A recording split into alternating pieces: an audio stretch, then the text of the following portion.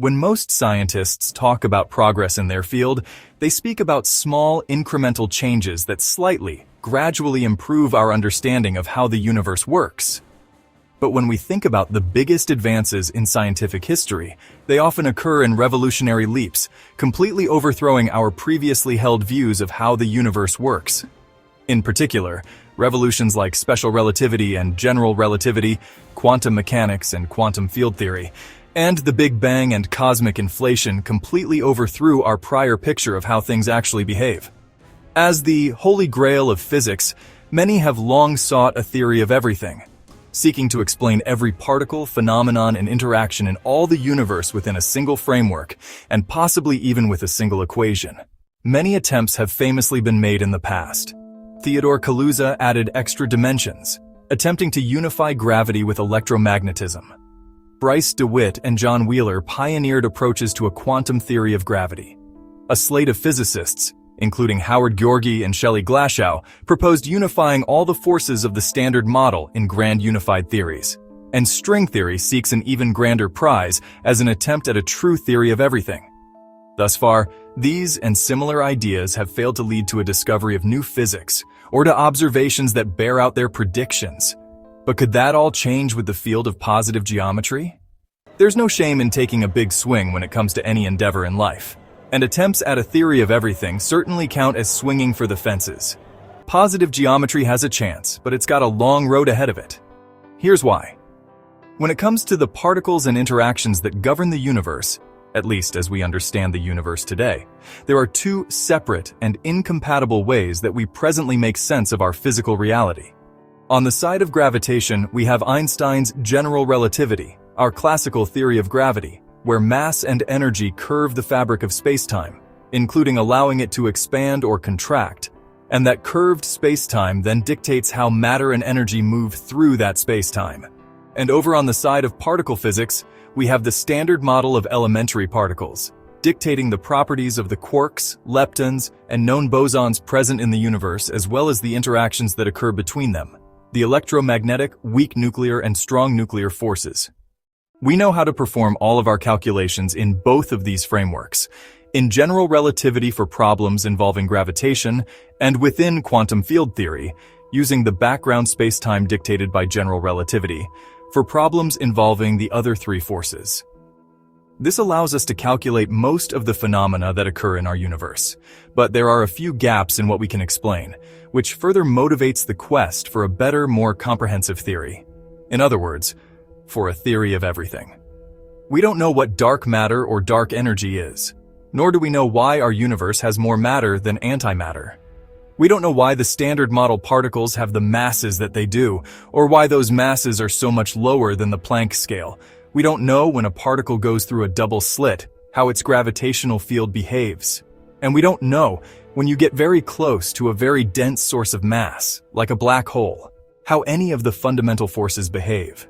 It is greatly hoped that a new theory, one superior to our present understanding, might empower us to solve these current puzzles, and to usher in a new era where we understand the universe in ways that are mysterious to us today. To be sure, many approaches have been tried in the past, but all sorts of predictions that arose from them have yet to be validated or borne out by experiment. Proton decay, neutrinoless double beta decay, the existence of new particles, detectable at colliders, beyond the Standard Model, evidence for extra dimensions, evidence for flavor-changing neutral currents, evidence for compositeness to the Higgs boson or of multiple Higgs bosons, baryon number-violating interactions, and several other exciting quests at the frontiers of physics. Unfortunately, all of our experimental and observational searches for these predicted phenomena have come up empty, placing strong constraints on how our universe actually behaves on a more fundamental level. Most people assume that if a theory of everything exists, it will have a certain set of properties. It's assumed that the universe is inherently quantum in nature, and that it will be possible to formulate a quantum theory of gravity, placing gravitation on the same footing as the other three inherently quantum forces. It's assumed that there are more relationships and deeper mathematical connections between the particles that are known to exist in the universe. It's assumed that the unexplained phenomena we have today, like dark matter and dark energy, among others, are indirect evidence that there are new particles, and perhaps a spectrum of new particles, beyond the standard model. But we can't just write down anything we like in an attempt to cook up a grander theory that encompasses all of what's known along with all of these assumptions. We also have to be constrained by physical reality, including from all the exquisite existing data from particle colliders like Fermilab and the Large Hadron Collider, that tell us which extensions to the standard model are ruled out. And then, we have to face the task that brings us the greatest difficulty. We have to figure out how to calculate what novel contributions our theory of everything predicts in a quantitative fashion that connects to our actual physical observables. You might, when you hear about quantum field theories, think about something akin to the above, where we sum up large numbers of Feynman diagrams or pathways that describe all the possible interactions between certain sets of particles to calculate how particles interact. Although this is correct in a sense, it is indeed how most calculations are performed in quantum electrodynamics and in calculations of the weak interactions. This technique has a fundamental limit in how useful it can be. One limit is set by the strength of the coupling. This technique works well for forces like electromagnetism and the weak nuclear force, where the coupling is small and where calculating greater numbers of more complex diagrams brings you closer and closer to the actual physical answer. And a second limit is set by the method itself. You can't get arbitrarily close to the exact answer by calculating progressively more and more terms. Eventually, you will run into the limitation that the Feynman diagram approach doesn't give you a convergent series of terms, but rather an asymptotic series. Beyond a certain number of calculated terms, even though that number may be very large, performing more complex calculations will actually leave you farther from the answer than by truncating your series of diagrams at an earlier point. The way to avoid these limitations isn't to abandon quantum field theory, but rather to go beyond the perturbative approach of Feynman diagrams and to perform the full analytic calculations demanded by the underlying quantum field theory. For the strong nuclear force, for example, we have the technique of Lattice QCD, which was developed because the Feynman diagram technique is wholly ineffective for calculating what's observable. The strength of the strong forces coupling is the culprit here, as it's so great that calculating Feynman diagrams to even one-loop order takes you farther from the correct answer than simply calculating the simple tree-level approximation. So instead, we formulate a gauge theory on a grid, that is, a lattice, of points in space and time, making the lattice as large as possible and the space between the lattice points as small as possible. As our computational power advances, so does the precision of Lattice QCD. But that's not a theory of everything. That's just a way to calculate things within the standard model. However, both Lattice QCD and conventional Feynman diagram calculations have something in common that's very important. They empower scientists to connect a very intensely mathematical framework, the underlying quantum field theory, with the quantities that are actually observable and measurable. When physicists and laypersons often talk about theories of everything or quantum field theories in general, they tend to lose sight of what those observables are.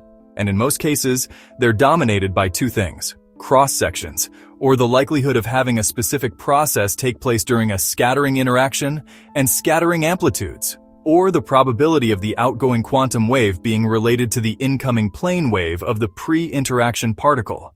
It's with these aspects of theoretical physics in mind that the field of positive geometry is of great interest to physicists and mathematicians. What you see above is a visualization of a mathematical structure known as the Amplituhedron. Yes, it's a mouthful, but there's a reason for the name. An amplituhedron is a mathematical geometric structure that was introduced by two researchers, Nima Arkani Hamed and Jaroslav Trnka, who were actually working on calculating scattering amplitudes in quantum field theories, in gauge theories in particular. One underappreciated aspect of scattering amplitudes is that there is a simplicity to them in the sense that there are symmetries to them. But those symmetries aren't readily apparent in the typical write-down Feynman diagrams, calculate them, and sum them together approach. In order to normalize a scattering amplitude when using Feynman diagrams, you have to perform a number of sophisticated mathematical tricks, such as renormalization to ensure the probabilities of all your possible outcomes adds up to 1, a feature known as unitarity, and to impose external conditions, such as locality, so that you don't have interactions between two different regions of the universe that couldn't affect one another unless information was being transmitted faster than the speed of light. One of the very attractive features of the Amplituhedron, one that was noticed right away by Arkani Hamed and Trunka, was that these two features, unitarity and locality, are necessary but not fundamental consequences that can be derived by using the Amplituhedron framework. The Amplituhedron is, admittedly, motivated by many of the ideas in string theory, as it applies not to the standard model, but to the maximally supersymmetric n=4 super-Yang-Mills vector space. The mathematical foundation for these superspaces, on which supersymmetry is constructed, are Grassmann numbers, which themselves are elements of the exterior algebras defining complex vector spaces. That's where the connection is between physics and mathematics. Physicists are interested in calculating scattering amplitudes. The Amplituhedron is a geometric structure that enables and facilitates some of those calculations, where the, very interesting to string theorists, n=4 supersymmetric Yang-Mills theory corresponds, is equivalent to, a certain model of string theory in Twistor space, and where the Amplituhedron is connected to cluster algebras and the positive Grassmannian in n-dimensional spaces, rather than restricted to the 3 dimensions we're accustomed to, on the mathematical side. In fact, when people talk about positive geometry, it's exactly that mathematical side of this connection that they're looking at. While physicists are generally more interested in the observables, that is, the scattering amplitudes that can be calculated by using it. Unsurprisingly, there are many who work on both aspects of the Amplituhedron positive geometry, and several prominent conferences and workshops have been devoted to this connection since its introduction in 2013. This is a remarkable way that could potentially enable physicists to reformulate quantum field theories in terms of geometry, which is one of the main pathways people have considered for unifying general relativity with quantum field theory, and as a candidate way to arrive at a theory of everything. The Amplituhedron is an incredibly powerful calculational tool, enabling those who work with them to compute, by hand mind you, scattering amplitudes for problems that could not have been feasibly calculated even by a computer beforehand. It provides a much simpler tool for performing these key calculations than had ever been available to physicists working on these types of problems beforehand. It's the kind of theoretical development that physicists salivate over, and the nicety that unitarity and locality just pop out of this approach, naturally, has instigated a wave of thought in physics that perhaps these are not fundamental properties of nature, but rather are emergent properties of the underlying geometry that shapes our reality. It's the kind of theoretical development that physicists salivate over, and the nicety that unitarity and locality just pop out of this approach, naturally, has instigated a wave of thought in physics that perhaps these are not fundamental properties of nature, but rather are emergent properties of the underlying geometry that shapes our reality. If you were trained on conventional physics, like I was, you probably think of scattering as a process that emerges from particles with certain positions at certain times, interacting in some fashion over some interval, and then leading to outgoing particles with specific positions and momenta at later times. It might come as a surprise to see a completely different approach. But in positive geometry, which is based in the type of space described by Roger Penrose's Twistor theory from 1967, just a simple set of terms can be written down and calculated in a straightforward fashion that yield a geometric object whose volume components can be calculated. But in positive geometry, which is based in the type of space described by Roger Penrose's Twistor theory from 1967, just a simple set of terms can be written down and calculated in a straightforward fashion that yield a geometric object whose volume components can be calculated.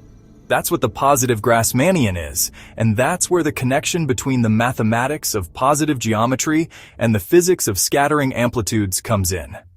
In the 12 years since the Amplituhedron was first pointed out and leveraged for calculational purposes, many further advances have occurred, mostly on the mathematical side, which is a generally underappreciated aspect of how physics theories develop.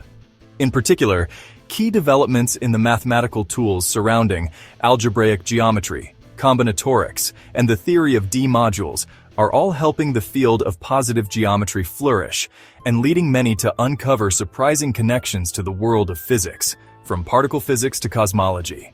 Yes, that's right, in cosmology as well.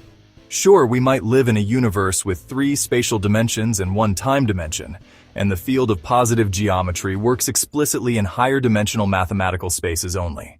But by representing what we traditionally in physics consider as interactions in terms of volumes of higher dimensional geometric objects, including the Amplituhedron, a new type of calculational power can be tapped into.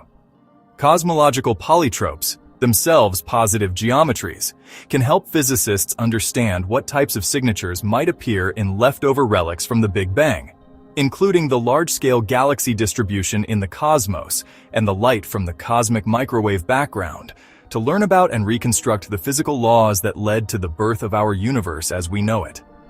Cosmological polytropes, themselves positive geometries, can help physicists understand what types of signatures might appear in leftover relics from the Big Bang, including the large-scale galaxy distribution in the cosmos and the light from the cosmic microwave background, to learn about and reconstruct the physical laws that led to the birth of our universe as we know it. Cosmological polytropes, themselves positive geometries, can help physicists understand what types of signatures might appear in leftover relics from the Big Bang, including the large-scale galaxy distribution in the cosmos and the light from the cosmic microwave background, to learn about and reconstruct the physical laws that led to the birth of our universe as we know it. Cosmological polytropes, themselves positive geometries, can help physicists understand what types of signatures might appear in leftover relics from the Big Bang, including the large-scale galaxy distribution in the cosmos and the light from the cosmic microwave background, to learn about and reconstruct the physical laws that led to the birth of our universe as we know it. It is now up to the scientific community to work out the details of these emerging mathematical objects and theories and to validate them. In other words, yes, it's worth paying attention to, and it could potentially lead us to a theory of everything. However, it could also lead us nowhere but down a new blind alley. The only way to know which way it'll turn out is to explore it fully, allowing nature to ultimately decide.